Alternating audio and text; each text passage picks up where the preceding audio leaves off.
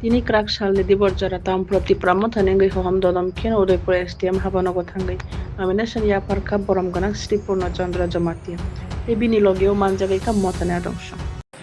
Jotto nislai maya ganang, jotto nislai shamun kaham, jotto nislai gyan loganang, jotto nislai pan loganang, jotto nislai puka kaham, jotto nislai naikal nagarang, ubagra pradyut bikram kishur mani kya ki jai.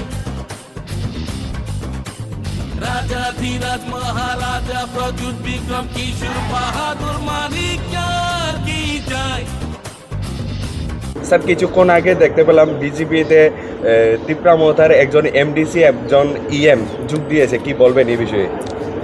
না, নির্বাচনের নিকটে দলের নেতারা যাবে আসবে, আমাদের দলেও আসবে, আমাদের দল ছেড়ে বিজেপিতে যাবে, অন্য পার্টিতে যাবে, তাতে কোনো মানে নাই, আসে যায় না। কারণ যে দলে থেকে জনগণের জন্য কাজ করতে পারে না, অন্য দলে গিয়ে কি কাজ করতে পারবে জনগণের জন্য? জনগণ বিচার করবে তাদেরকে। আমি আর কি বলবো। কতটা আসন পেতে পারেন আপনারা? মিনিমাম 25টা আমরা আসন পাবে। বিগত এডিসি ইলেকশনে আমরা 18টা জিতেছি, এরপরে হংস ত্রিপুরা এসেছি 19টা হয়েছে, এবার আমরা মিনিমাম 25টা আসন পাবে। আমরা গত 5 বছর প্রতিপক্ষ কি? প্রতিপক্ষ বলতে মানে কেউ কি আছে আপনাদের সামনে? কংগ্রেস, সিপিএম? না, মেন প্রতিপক্ষ তো বিজেপি। গ্রাউন্ডে যদিও কিছু নাই, তো মেন প্রতিপক্ষ বিজেপি। গত 5 বছর আপনি সিএম এর দায়িত্ব পালন করেছেন এবং কোনো জনজমাতিয়া বিরুদ্ধে তেমন কোনো অভিযোগ আমরা দেখতে পাইনি। সেই জায়গা থেকে আগামী এই বর্তমান যে আপনি দাঁড়াচ্ছেন, সেই জায়গা থেকে গত 5 বছরের ডেভেলপমেন্ট ওয়ার্ক, সেই বিষয়টা নিয়ে আগামী দিনের জন্য কী ভাবছেন? আগামী দিনের জন্য আমরা এখনও প্রিপারেশন নেইনি, তবে একটাই কথা বলতে চাই যে বিগত 5 বছরগুলিতে আমরা অনেক কিছু শিখেছি। অ্যাডমিনিস্ট্রেশন কীভাবে চালাতে হয়, প্রশাসনিক কাজকর্মগুলি কার সাথে কীভাবে কথা বলে করা যায়, সেটা আমরা শিখেছি। তো আগামী দিনে আমরা নজর দিব স্বাস্থ্য ক্ষেত্রে কীভাবে গ্রামীণ এলাকায় সুব্যবস্থা করা যায়, এডুকেশন শিক্ষা ক্ষেত্রে আমরা কীভাবে আরও নজর দেওয়া যায়, সেটা আমরা অবশ্যই চিন্তা করব।